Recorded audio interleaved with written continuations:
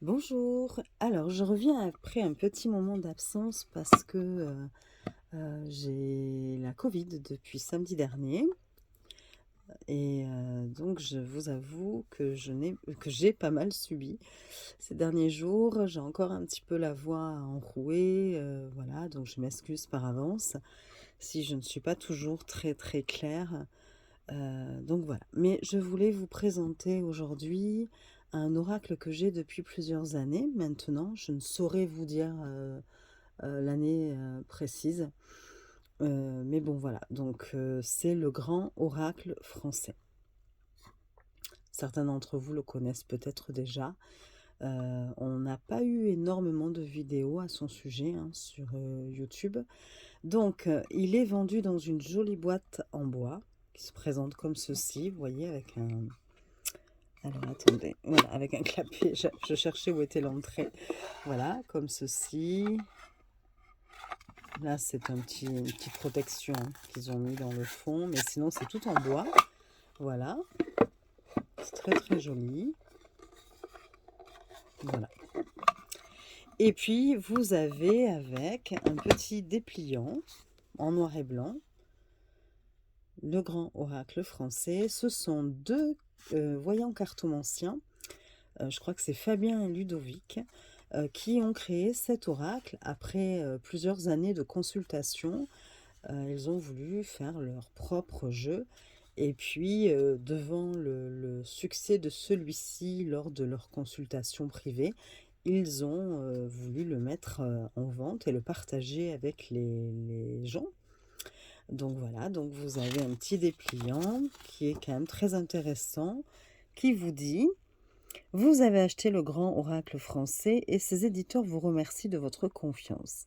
La présentation qui est faite du jeu dans cette notice vous permettra une première approche de l'oracle, fruit de plusieurs années de travail de deux cartomanciens et héritier de traditions ancestrales. De tout temps, l'homme a cherché autour de lui des signes à interpréter pour connaître l'avenir. La nature, les astres et la religion ont été les principales sources de réponses à ces questions et ont dès lors servi de base à la conception de cet oracle. Le patrimoine symbolique et proverbial français a également servi à la création du plus complet des jeux divinatoires, le grand oracle français. Puis on vous parle donc des cartes du grand oracle. Vous avez donc le classement des 111 cartes par famille astrale qui suit l'ordre précis des 7 astres dieux du système solaire. Le soleil en étant le centre, il constitue la première famille de cartes. Sont en plus incluses dans ce classement la planète Terre ainsi que la famille des arcanes majeurs placée en tête de jeu. Cette famille, bien que n'étant pas sous l'égide d'un astre, mais sous celle des 4 éléments, domine positivement toute autre carte. Le jeu comporte donc 111 cartes réparties en 9 familles astrales. Chaque lame du jeu est l'expression d'une tendance propre à sa planète maîtresse, représentée par un blason coloré. L'influence de l'astre est à ce titre décrite comme étant plus ou moins positive par la graduation présente sur le haut de chaque carte. Plus l'étoile se déplace vers la croix blanche et plus l'influence de la carte est heureuse dans un tirage. À l'inverse pour la croix noire. Je vous montrerai sur les cartes, ce sera plus facile. Et donc après, on vous parle de ce classement astral des cartes. Donc, on vous dit que dans un tirage, une carte a une influence et concerne un domaine particulier de la vie selon sa planète maîtresse, à savoir donc les arcanes majeures, celle de la carte 1 à 4, qui représentent bonheur, sérénité, accomplissement. Le soleil de la carte 5 à 18, qui va représenter courage, réussite, succès. Mercure, qui représentera l'action et la communication. Vénus, la relation, l'amour, l'affectif. La Terre, ce sera des personnages, du temps, enfin un temps représentatif, ou représenter plutôt les lieux. La Lune, Mars, Jupiter, Saturne, etc., etc. On vous dit que chaque carte du jeu est numérotée par un chiffre central au bas de la lame. Les nombres qui l'entourent sont ceux des autres cartes qui, si elles l'accompagnent dans un tirage, lui conféreront sa valeur pleine. Alors, je vous montre quand même par rapport à une carte. Je vais prendre une carte, voilà, celle-ci, admettons. Le pain. Bon, voilà, nous sommes tombés sur le pain. Donc là, nous voyons par exemple que le pain, il est sous l'astre de Vénus. Voilà. Donc c'est un blason vert, parce que chaque astre, on vous l'a dit, avait un blason d'une certaine couleur. Vous avez deux mots-clés sur chaque carte, comme ici, donc là, le titre, le pain, l'illustration. Vous avez ami ou confident. Ce sont deux mots-clés que vous avez de chaque côté. Vous avez le numéro de la carte ici, 37. Et c'est ce que vous explique la notice. Vous avez deux autres chiffres ici. Donc, vous voyez 39 et 93. Et donc, si ces deux cartes accompagnent celle-ci, vous aurez la valeur pleine de cette carte-là. Vous verrez après dans le livre à quoi cela peut correspondre. On cherchera justement, j'espère ne pas oublier, celle du pain. Bah, attendez, je vous la cherche rapidement. Tant pis, je vous présenterai le livre après, hein, mais voilà. Donc, par exemple, pour le pain, hop, je vous montre. Voilà, ici, la valeur pleine du pain en association, si elle est accompagnée donc des deux cartes qu'il y a là. Donc, on a dit la 39, qui est donc la pensée, et la 93, qui est donc l'œuf. Cela va vous donner naissance d'une belle amitié. Et c'est la valeur pleine de la carte du pain. Voilà, et ça, vous l'avez pour toutes les cartes. Voilà, et ce que cela nous expliquait aussi tout à l'heure, la notice, j'ai un peu de mal, je bafouille, je suis fatiguée en plus. Alors, c'est tout à l'heure ce qu'on nous disait, c'est qu'on avait en haut de chaque carte une graduation qui allait nous montrer si la carte était plutôt à tendance positive ou négative. Cette graduation, c'est, vous allez voir, vous avez ici une étoile noire. Alors on dit noir parce qu'il y a du noir qui l'entoure, hein. Et une étoile plutôt blanche ici. Donc voilà, enfin une croix. Je ne sais pas pourquoi je vous dis une étoile. Une croix noire, une croix blanche. Et en fait, vous avez une petite étoile ici. Cette petite étoile, elle peut se trouver là, comme elle peut se trouver ici. Et comme elle est ici. C'est-à-dire, elle peut se trouver par rapport à ces petits points ici, à ces endroits-là. Et en fait, plus elle est proche de cette croix blanche, plus la carte a une tendance positive. Si elle était plus proche de la croix noire, elle aurait plutôt une connotation négative. Voilà, ça nous permet un petit peu de voir d'entrée de jeu, quand vous faites votre tirage, de voir les cartes qui sont plutôt positives et les cartes plutôt négatives. Tout en faisant après attention, évidemment, aux cartes qui l'entourent. Voilà. Mais bon, voilà. Donc, vous avez quand même pas mal d'éléments. Nous allons continuer. Nous allons voir donc ce que nous dit encore la notice. Alors, quand on tourne, la notice nous explique. Donc, elle nous donnait justement un exemple, mais elle avec la carte du vin. Voilà, par rapport justement à cette valeur pleine. Vous savez, c'est quand il y a les deux cartes qui accompagnent. Ensuite, ils nous disent sur cette notice que toutes les associations des cartes concernées sont décrites dans le grand livre, dans le livre Le Grand Oracle français, tome 1, c'est celui que je vous ai montré là à l'instant. On nous explique comment établir une coupe, voilà. Et enfin, on nous parle d'un tirage, le tirage des 9. Voilà, c'est très succinct, mais voilà ce qui accompagne le jeu quand vous l'achetez, parce que vous n'avez pas les livres avec. Les livres s'achètent séparément. Je suis désolée. Je tousse encore beaucoup. Je vais boire un petit peu. Je tente de faire une vidéo, mais je ne suis pas sûre de la réussir jusqu'au bout. Parce que j'ai la gorge encore très très irritée. Donc voilà. Je vous raconte ma vie, j'en profite. Donc voilà pour ceci. Je vais peut-être vous parler d'abord des livres. Parce qu'il y a 3 tomes. 3 tomes, et puis pas des moindres, hein. Voilà, je vous montre la taille des bouquins. Voilà, vous avez 3 tomes. Tome 1, tome 2, tome 3. Le tome 1 est légèrement moins volumineux. Le tome 2 et 3 sont quand même très très volumineux. Donc voilà, donc je vous les présente succinctement, hein, mais bon, c'est tellement intéressant. Sincèrement, j'aime beaucoup, beaucoup, beaucoup cet oracle. Donc, vous avez le tome 1, qui est le livre officiel. Voilà. Vous avez donc une petite présentation, enfin le titre, tome 1. Vous avez ensuite, petite phrase, au révélateur de secrets, à nos proches qui nous ont accompagnés dans cette aventure, au temps, avec une lettre majuscule. Le passé est soldé, le présent vous échappe, songez à l'avenir, et c'est du duc de Lévis dans les maximes et préceptes. Voilà. Et enfin, vous avez une introduction qui est assez longue. Alors là, vous avez juste d'abord, bon voilà, quelques mots, une préface, on va dire, des auteurs. Mais après, vous avez une première partie qui est une sorte d'introduction, on va dire, hein, parce qu'on ne parle pas encore réellement des cartes de l'oracle. Mais vous avez une grande introduction qui va vous parler du passé, du présent et de l'avenir. Et de ces 3 concepts, quelque part, voilà. Qu'est-ce que réellement le passé, qu'est-ce que réellement le présent, et qu'est-ce que réellement l'avenir. Et c'est passionnant. C'est passionnant.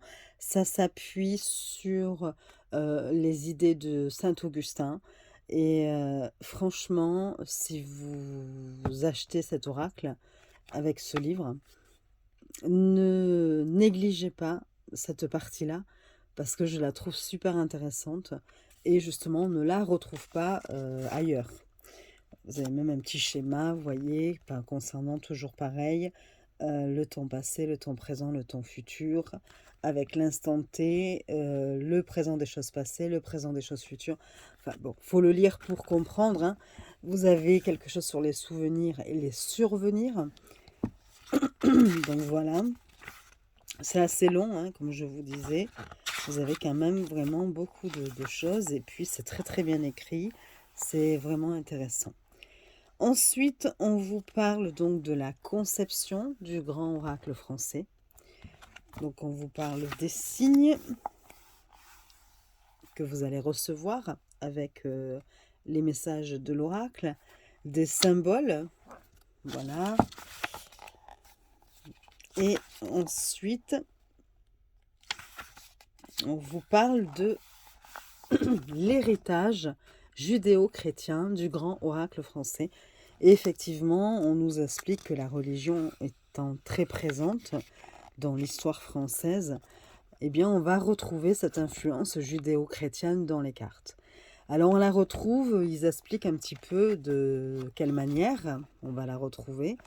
Notamment, eh bien, le jeu de 111 cartes va commencer par la carte donc, de la croix. C'est la carte numéro 1 qui représente la providence. Et se termine par la croix, mais du cimetière. Hop, attendez, j'essaie de l'attraper sans mélanger mes cartes. Et qui est la fatalité. Voilà. Donc déjà, c'est une première influence que l'on retrouve. Et puis, il nous explique que la croix, elle est omniprésente en France. C'est à la croisée des chemins de campagne, dans l'architecture, à la pharmacie, que la tradition chrétienne a prodigieusement enrichi le symbole de la croix, en condensant dans cette image l'histoire du salut et la passion du Sauveur. De tous les symboles, elle est le plus universel et le plus totalisant. Son implantation dans le paysage français rappelle à chacun que la France a une histoire chrétienne.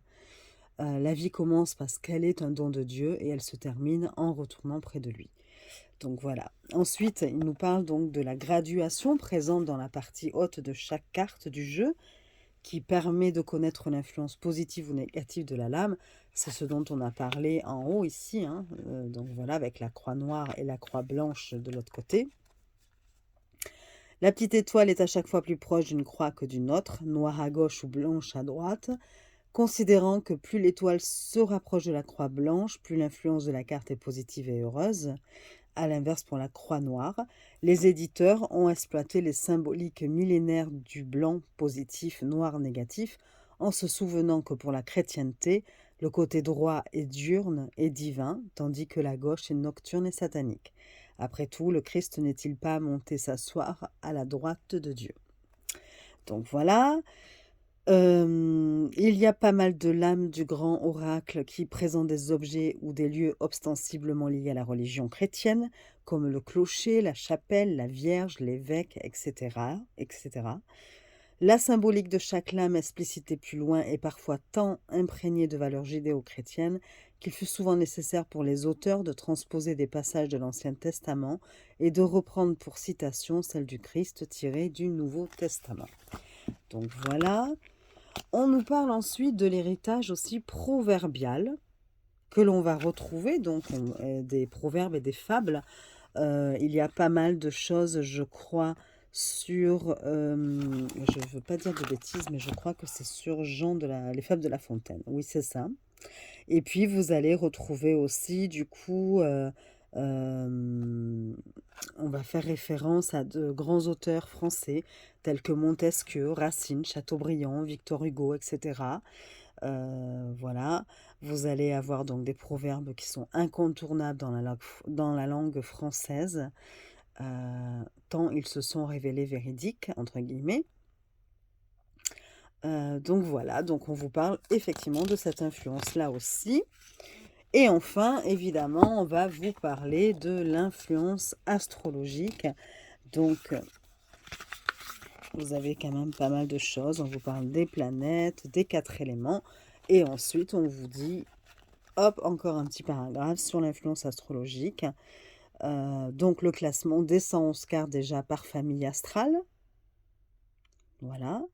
Ensuite, on a les quatre cartes qui vont composer la famille des arcanes majeurs. Donc là, ce sera les 4 éléments. Donc voilà. Donc là, après, on a du coup la classification des cartes par planète. Et puis, on nous parle du blason, donc avec la couleur. Donc effectivement, là, vous allez avoir, on vous dit, par exemple, que la famille Soleil, on vous montre le symbole et on vous dit que le blason est jaune. Voilà, et vous avez ça pour toutes les planètes aussi. On vous explique du coup après ce que représentent les 4 éléments, ce que représente chaque planète un petit peu, hein, les qualités, voilà, les caractéristiques. Voilà, et enfin, dans une deuxième partie, on vous parle des cartes du grand oracle français. Et on commence évidemment par la famille 1, qui est celle des arcanes majeurs, où il n'y a que 4 cartes. Et on vous fait une présentation d'abord générale de cette famille. Et vous attaquez la carte numéro 1 avec la croix. La croix. Donc vous avez d'abord un paragraphe sur la croix, quelques mots-clés.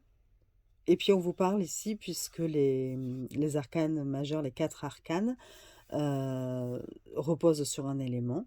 Et donc là, on vous parle de l'élément R. Voilà. Je ne sais pas si vous arrivez à bien voir, je suis un petit peu près, mais voilà comment ça se présente. Donc là, comme ce sont les arcanes majeures, bon, voilà, vous l'avez de cette façon-là, pour les 4 cartes.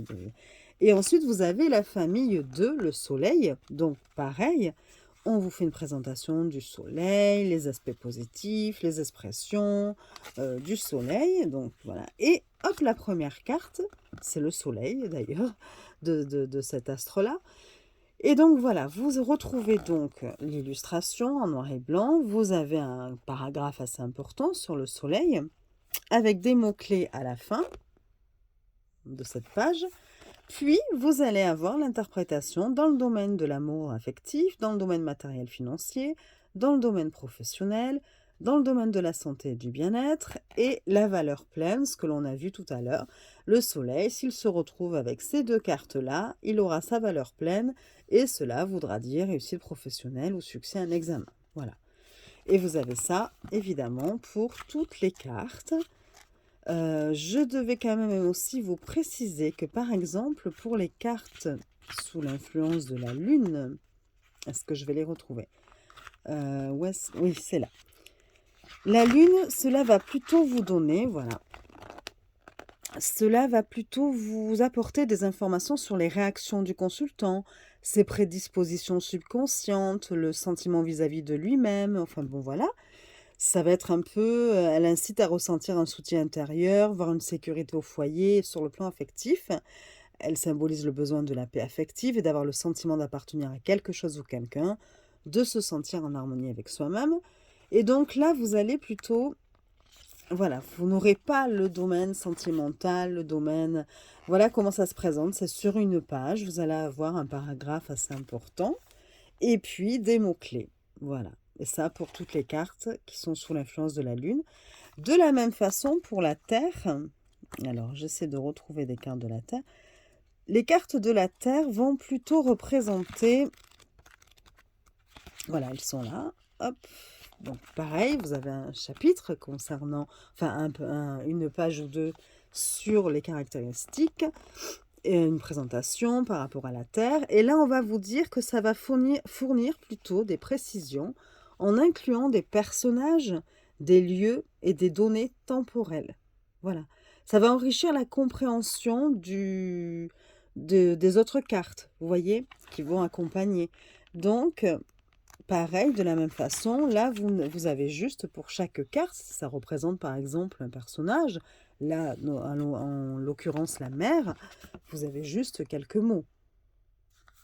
Vous n'aurez pas domaine affectif, domaine matériel, etc., etc.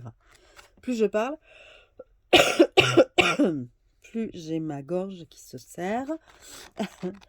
Alors voilà, donc vous avez ça pour toutes les cartes. Et vous avez une troisième partie qui vous donne des tirages. Donc vous en avez 9 de proposés et à chaque fois illustrés par un exemple de tirage. Donc, hop, bon, là on vous donne quelques conseils pour effectuer un tirage. C'est des conseils généraux, hein, comment penser à sa question, voilà, comment couper des cartes et tout ça. Et on attaque avec le tirage des 9, vous voyez, qui va se lire de façon horizontale, à la diagonale, à la verticale. Voilà, et vous avez un exemple d'un tirage à 9 cartes. Donc là d'abord vous avez la coupe, hein, toujours, parce que pour eux c'est très important de faire une coupe avant. Vous avez le tirage des 4A, amour, argent, affectif, âme, vous voyez, et 3 cartes par tas que vous pouvez recouvrir hein, si besoin est, avec un exemple à chaque fois. Le tirage des 3 temps, passé, présent, futur. Voilà, avec un exemple détaillé. Le tirage de la saison, donc pour les 3 mois à venir. Le tirage des arcanes, donc là vous allez prendre les 4 éléments, donc les 4 premières cartes des arcanes majeures. Hein. Et puis ben, pareil, vous allez avoir des cartes autour. Le tirage de la croix. Voilà, vous avez en tout 9 tirages, hein, donc voilà, je vous... Et puis, à la fin, vous avez un petit mot des auteurs. Donc, c'est Ludovic Cochet et Fabien Girard. Voilà. Et enfin, la table des matières qui se trouve à la fin. Une bibliographie. Voilà. Assez importante, hein. Et voilà. Et donc, ce bouquin, achevé d'imprimer en janvier 2019, dépôt légal, décembre 2012. Voilà. Donc, voilà pour le premier tome, qui est quand même plutôt intéressant. Bon. Hop, je fais tout tomber, c'est pas grave. Alors, le tome 2, alors lui, c'est, je crois, le plus gros, hein. Comme vous pouvez le voir, c'est vraiment le gros bébé. Donc voilà, mais là, ce tome 2, il est constitué principalement de combinaisons. Donc on vous dit près de 10 000 combinaisons de cartes expliquées, mais de coupes. Voilà. Quand vous effectuez une coupe, eh bien, on vous donne des pistes d'interprétation. Mais pour toutes les cartes. C'est pour ça qu'il est si gros. Donc, je vous montre, toujours pareil, une présentation, enfin le titre. De savoir vient avoir, Meurier de 1568. Une petite préface des créateurs. Hein. Et puis, on vous dit, première partie, interprétation des coupes du grand oracle français. Et donc, vous commencez. Donc, au début, pour les arcanes majeures, on vous dit juste, ben voilà, si vous trouvez la croix dans une des cartes de coupe, voilà ce que ça peut vouloir dire. On vous donne quand même tous les domaines, hein, amour, affectif, matériel, financier, professionnel, santé, bon voilà. Et puis, ben pareil pour le chêne, la lanterne et la barque, ce sont les arcanes majeures. On attaque ensuite la famille du soleil. Et donc là, vous voyez, ça se présente comme ceci. C'est-à-dire que vous allez avoir la carte, le soleil, avec les mots-clés. Et on va vous dire, ben voilà, si vous avez eu le soleil, par exemple, avec la carte numéro 14, le château, eh bien, cela signifiera le succès permettra une bonne situation financière et immobilière au consultant. Si vous aviez le soleil plus la sécheresse, la carte numéro 32, cela signifiera le succès que connaîtra le consultant s'avérera insuffisant. Et voilà, vous avez ça pour toutes les cartes. Donc c'est pour ça que vous avez vraiment beaucoup de pages, puisque vous avez, que je vous dise pas de bêtises, 640 pages en gros. Hein. Voilà.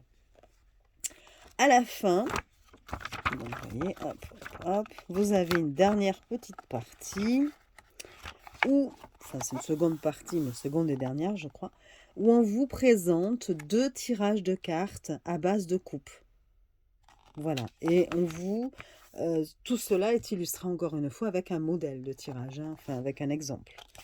Donc voilà, hop, le deuxième, et puis un petit mot des auteurs de nouveau, le sommaire, et voilà. Donc ça c'est le deuxième tome, et le troisième tome, c'est un livre qui va vous montrer 250 associations thématiques de cartes expliquées. Alors, il est particulier, ce livre, parce qu'en fait, là, pour le coup, on a eu effectivement dans le deuxième tome des combinaisons, donc, mais de coupes, c'est-à-dire des cartes 2 par 2. Là, ce sera un ensemble de 3 cartes à chaque fois. Et c'est un livre qui a plutôt une visée, comment dire, de formation. Alors, je vous montre quand même, voilà. Voilà, vous voyez, association de cartes, formation à la lecture intuitive, expérience et mère de sciences de Grunter 1610. L'objet de ce livre, effectivement, vous explique que vous avez par thème, hein, ça a été classé par thème. Alors, attendez, je fais passer toute l'explication. Thème numéro 1, par exemple, l'amour, le couple. Voilà, ça se présente comme ceci. Vous avez 3 cartes et on vous dit que ces 3 cartes réunies, cela signifie rencontre amoureuse. Le banc plus la rose plus les signes. Voilà, c'est une rencontre amoureuse. Mais évidemment, parfois, on peut nous avoir un autre ressenti et ou par rapport à des expériences de tirage avec ce jeu-là et se dire, ben tiens, moi, quand j'avais ces 3 cartes plus une autre ou plus 2 autres cartes, là, j'avais vraiment la rencontre amoureuse où j'avais telle information en plus. Et donc, du coup, je peux me les rajouter dans mes notes. Je peux rajouter les 2 cartes en plus et dire, hop, un petit complément d'information. S'il y a cette carte-là en plus et celle-ci, eh bien, ça va me dire rencontre amoureuse plus ceci. Vous voyez, enfin, voilà, je sais pas si je suis très claire. Et pour ce faire, eh bien, les auteurs ont pensé à tout. Ils ont rajouté à la fin, hop, attendez, je cherche. Voilà, vous avez dans l'annexe, exemplaire de cartes à découper. Et là, vous allez retrouver toutes les cartes que vous allez pouvoir découper. Vous voyez, voilà, vous avez ça pour les mettre justement là où vous le souhaitez. En fait, vous créez du coup votre propre livre, un peu d'interprétation aussi. Vous avez quand même effectivement des associations ici très importantes qui peuvent être intéressantes à retenir. Comme là, le banc, la rose, les signes, une rencontre amoureuse. Comme ici, les racines, la mouette, les épices, c'est un éloignement familial. Voilà. Mais vous allez aussi pouvoir vous créer, vous, des associations supplémentaires, telles que vous les ressentez. Et tout ça, c'est par thème. Là, on avait l'amour, là, maintenant, c'est la famille. Vous allez avoir plusieurs thèmes, évidemment, le travail. Voilà, par exemple, on vous dit que la roche plus la médaille plus la ruine, c'est un échec aux examens et au concours. Voilà. Et vous avez même après des pages vierges. Voilà, loisirs, partie loisirs, mes associations de cartes. Et là, vous avez carrément tout de vierge pour pouvoir vous-même, vous créer vos propres associations en fonction aussi de votre de vos expériences. On vous donne aussi quelques petits exercices. Enfin, soit effectivement, là encore, vous avez vos propres associations. On vous dit par exemple, pour exprimer une altercation, une agression verbale, quelle carte, selon vous, quelle association de 3 cartes conviendrait? Voilà, et puis vous allez avoir une petite des suggestions de solutions, mais que vous pouvez voir vous de façon différente, évidemment. Voilà, donc c'est plutôt aussi à caractère formatif, vous voyez. Mais bon, voilà, donc il reste quand même très intéressant aussi. Ça permet aussi de travailler sur ces cartes pour pouvoir se les approprier un petit peu, et voilà. Bon, alors, j'espère que ça n'a pas été trop long pour vous, mais j'avais quand même envie de vous présenter ces 3 bouquins. Voilà, j'ai foncé dans la caméra. Hop, j'essaie de l'éloigner de nouveau. Voilà, et je vais vous présenter les cartes. J'aurais aimé vous en lire une un petit peu pour vous montrer ce que cela pouvait dire. On verra à la fin, si jamais voilà, si c'est pas trop long. Je vais déjà vous montrer quand même les cartes parce que effectivement, vous allez trouver ça un peu. Il faut savoir que les cartes, elles étaient pointues. Les bords étaient pointus. Je les ai découpées parce que c'était très désagréable. On touchait, ça piquait. Et donc, voilà, un petit peu comme le Béline, vous voyez. Donc, le format des cartes. Est-ce que j'ai une carte ici? Oui. Voilà. Par rapport à un tarot, toujours pareil, c'est plus facile. Voilà. Par rapport à un tarot, c'est légèrement plus... moins haut. Voilà. Mais par contre, elles sont évidemment plus larges. Voilà. Vous voyez, si je retourne comme ceci, vous voyez ici la différence. Le tarot est un peu plus grand, les cartes du tarot, un peu plus grandes. Et puis, voilà, ouais, comme ceci. Par contre, elles sont beaucoup plus larges. Hop, je fais n'importe quoi, moi. Attendez. Voilà, oui, c'est ça. Oui, voilà. Bon, alors, je vous montre les cartes. Une à une, il y en a quand même 111, donc bon, voilà. Alors, vous avez le cimetière. Donc, je commence avec la 111, c'est pas bien. La dernière. On va commencer par la première, c'est mieux. La croix. La croix qui est la providence et la protection. Donc, qui représente ici une carte d'arcane majeur. Voilà. Donc, quand c'est une carte d'arcane majeur, vous avez la grosse étoile qui est carrément sur le blason, parce qu'on considère qu'elle influence, ces cartes-là influencent forcément de façon positive les autres cartes. Donc, il n'y a pas ce système de graduation vers la croix sombre ou vers la croix lumineuse. Voilà.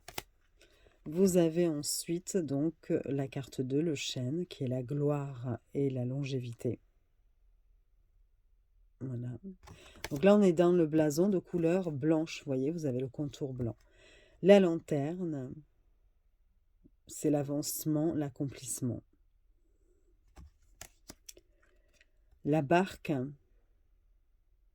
qui est la liberté et le bonheur. Et on passe donc aux cartes qui sont sous l'influence du soleil. Donc là, le blason est jaune. Et là, vous voyez, vous avez bien ce système de graduation. Par exemple, ici, la croix est la plus proche de la croix. L'étoile est très très proche de la croix blanche. Donc c'est une carte très positive. Et effectivement, les mots-clés nous le confirment. Succès et victoire. Toujours pareil avec les 2 chiffres ici pour vous dire que si cette carte est accompagnée de la 8 et de la 27, elle aura sa valeur complète.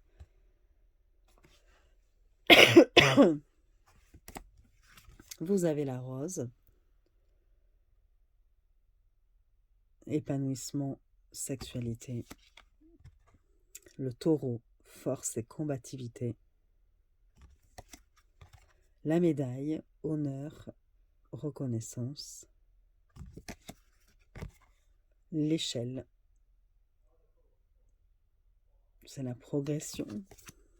Le pont, qui est un aboutissement, une épreuve traversée. La clé, résolution, solution. Le clocher, c'est la bonne nouvelle, réjouissance. Le blé, rémunération. C'est rémunération et là je n'arrive pas à voir enrichissement. Voilà. Le château, fortune, héritage. J'aime beaucoup les photos. Renouveau, commencement avec le bourgeon. La Vierge, le pardon, la réconciliation. Le vin, fête, célébration. Le sapin.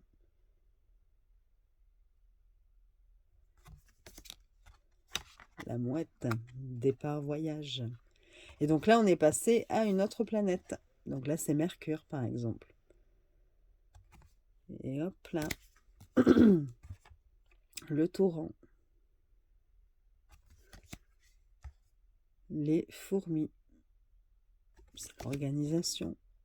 Les boules. Expérience, défi. La tour. Défense, observation.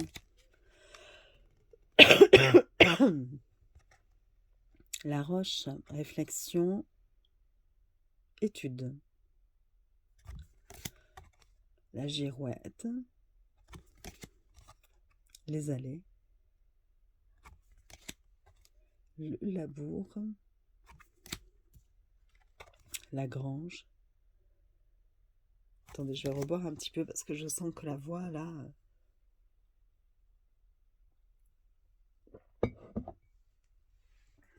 Alors après, vous avez les noix. Les feuilles. L'évêque.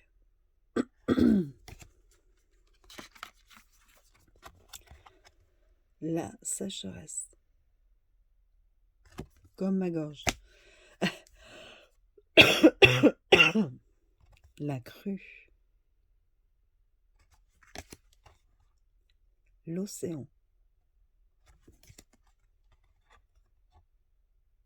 Les racines. Les signes. Là, vous avez vu, on est sous Vénus maintenant.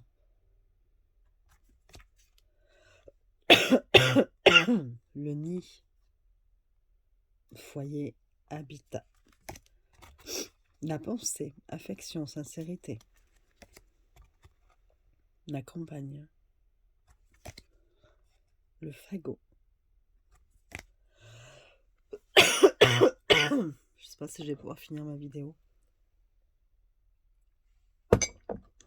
J'essaie de boire, mais le banc,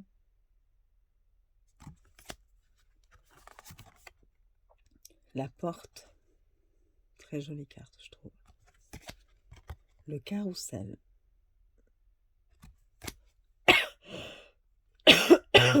la mer, j'ai trop parlé, vous voyez, je me suis irrité la gorge à force, le père, l'enfant, donc là on est sur, enfin c'est les cartes sous l'astre de la Terre, c'est ce qu'on disait, c'est souvent des lieux, des personnages, un temps représenté, voilà. Vous avez la femme, l'homme, les anneaux, les empreintes, la lune, la glace, les épices, le livre, le chemin, l'horizon. J'espère que je les passe pas trop vite. J'essaie de ne pas durer trop longtemps parce que je pense que ma voix ne va pas tenir bien longtemps. Le printemps, l'été, l'automne et l'hiver. Voilà. Ensuite, vous avez la ruche, évidemment, pour la ville et la société. Vous avez la plume, apaisement, soulagement. Et donc là, on est avec la lune, vous voyez. Le pigeonnier, le roseau, le ruisseau, la pêche, le lièvre,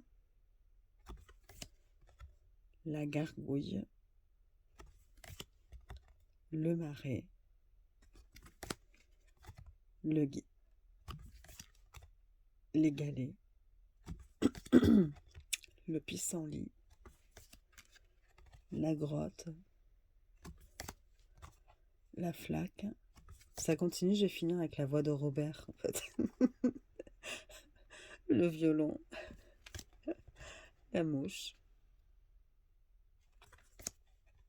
l'orage. Donc là, on est avec Mars. On est peut-être avant, hein, je vous dis quand j'y pense, hein, voilà. Et vous avez vu là, du coup, par exemple, là, avec l'orage, hein, il nous parle de tension et de conflit. L'étoile est plutôt plus proche de la croix noire que de la croix blanche.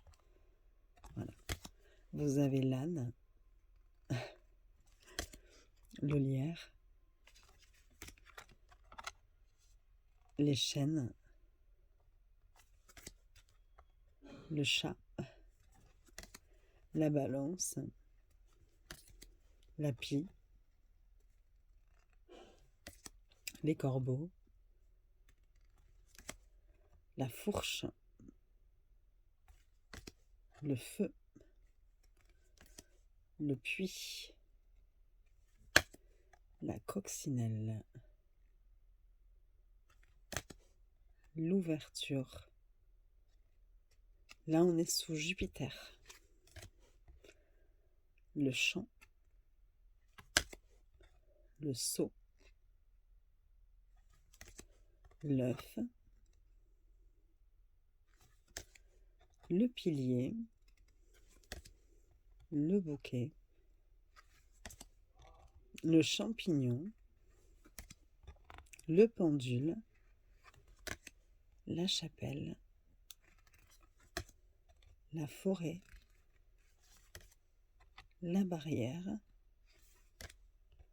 la roue, le nuage, la toile. Là, on est sous Saturne, je crois. Si je dis pas de bêtises. Les orties, le mur, l'arbre mort, la hache, la clôture, la ruine, l'hôpital et le cimetière. Voilà. Bon, je suis allée un peu vite, hein, je suis désolée. Mais bon, je suis encore bien atteinte par le virus. J'aurais quand même voulu vous lire une carte un peu au hasard. Bon, les associations, enfin les coupes, on a un petit peu vu déjà, je vous en ai lu une ou deux. De même pour les associations de 3 cartes. Mais je voudrais quand même vous montrer un petit peu ce que peut dire le livre, le premier tome, lorsqu'on tombe sur une carte. Alors attendez, par exemple, voilà, je vous prends comme ça, hein. La 38, c'est le nid. On voit que elle est donc sous la planète Vénus. Et on nous dit, un proverbe dit, suivant l'oiseau, le nid, suivant l'homme, le logis.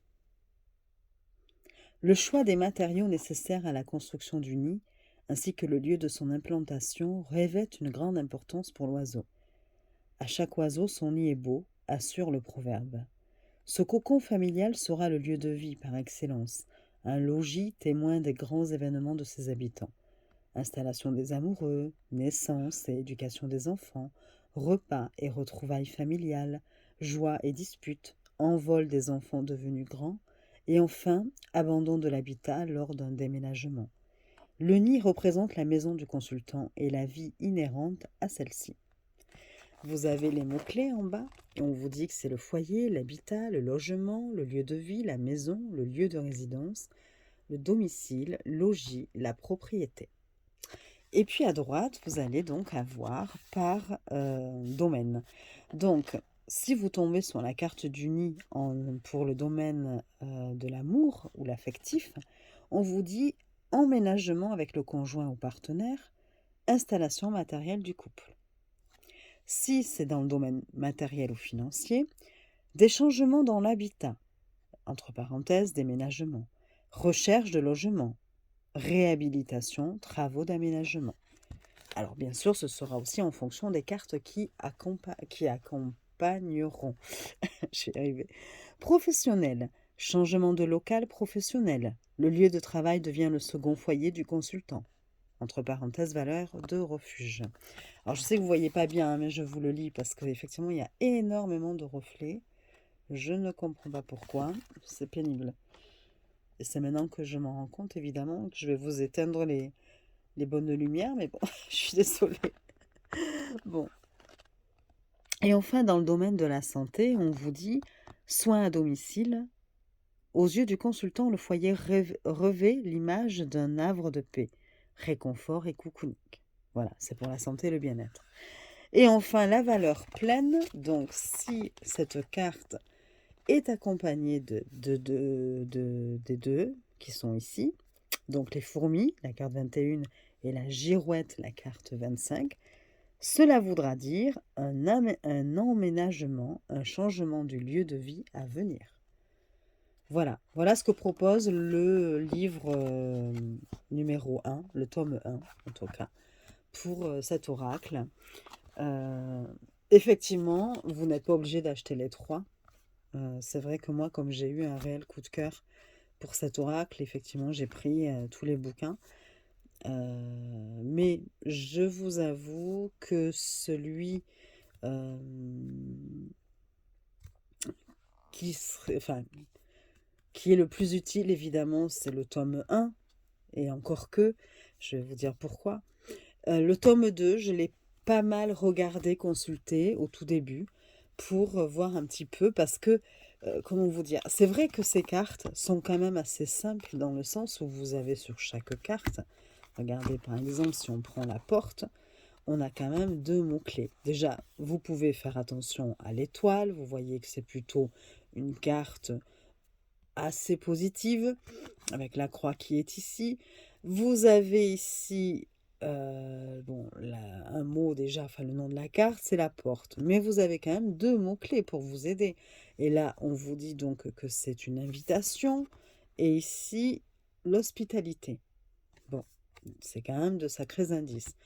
On vous parle aussi, vous regardez aussi dans le blason, Et vous avez la planète Vénus. On sait que c'est l'amour, l'affectif, les relations, en gros. Donc, bon, voilà.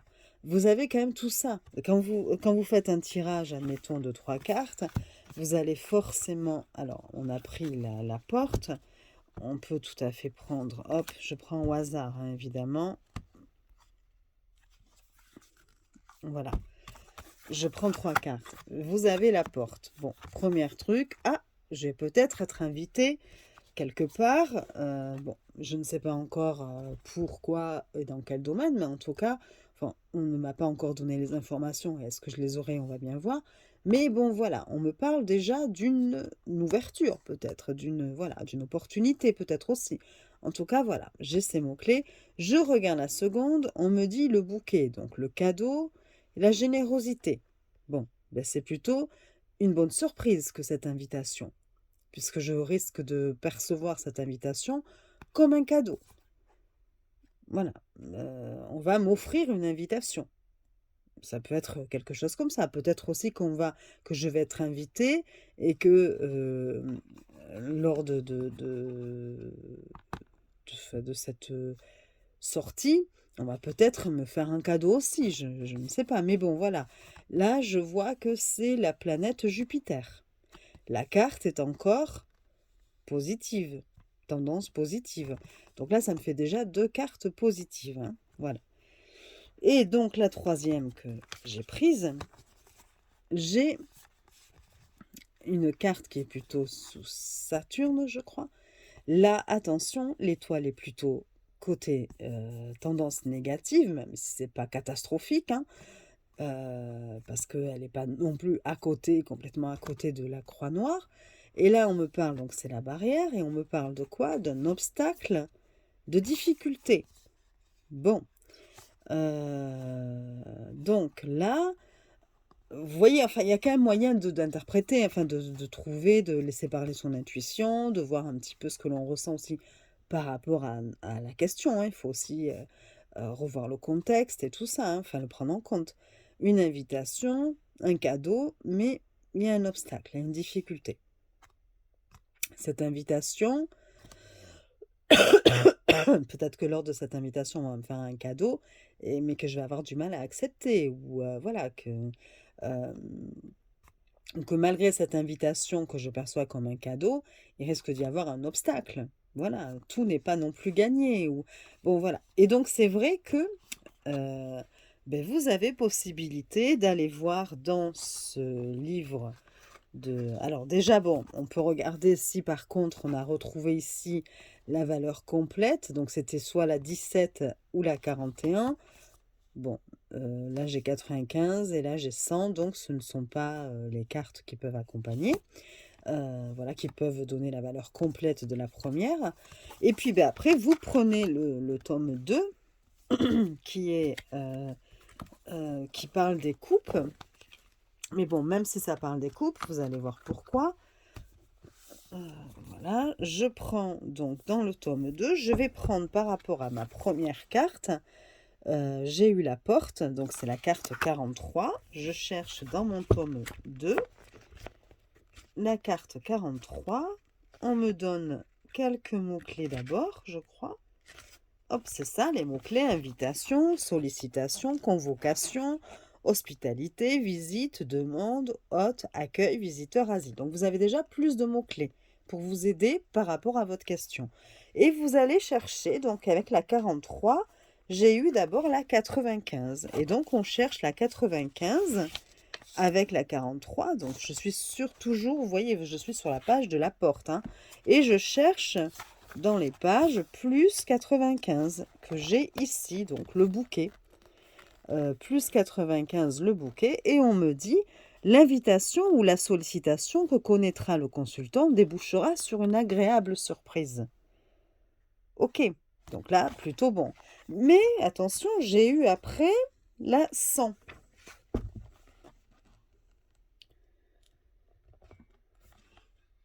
Donc, je vais chercher d'abord la carte 95, le bouquet. Et sur la carte 95, le bouquet, qui était la deuxième carte, je vais l'associer histoire d'avoir des indices, avec la dernière carte qui est la 100 et qui est la barrière.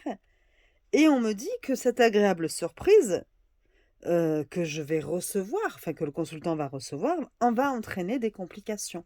Voilà. Donc après, vous faites l'assemblage. Donc effectivement, vous allez avoir une agréable surprise suite à une invitation, mais qui risque d'entraîner des complications dans votre vie. Voilà. Donc c'est plutôt clair, et je trouve ça super intéressant. Et on n'est pas obligé d'avoir les bouquins pour pouvoir utiliser cet oracle, évidemment. Voilà. Voilà, bah écoutez, j'espère que cette présentation vous aura plu. Elle est un peu longue, vous pouvez accélérer, hein, mais si jamais voilà, vous trouvez ça un petit peu long, pour passer directement soit aux cartes ou voilà. Je pense que je sais même plus ce que je voulais dire. Je pense que la Covid ne me réussit pas du tout. Donc voilà. Oui, je pense que j'ai peut-être été un peu rapide sur les cartes, mais je suis désolée, j'avais la gorge qui me grattait énormément et je me suis dit à ce rythme-là, je vais jamais tenir toute la vidéo. Bon, ben, j'espère qu'elle vous aura plu malgré tout. Vous pouvez liker si ça vous a plu, évidemment. Mettre un petit commentaire, je vous répondrai. Et puis, vous abonner si le cœur vous en dit. Ma chienne aboie, donc je vais arrêter là. Et je vous souhaite une belle journée ou belle soirée en fonction du moment où vous regarderez cette vidéo. Des bisous!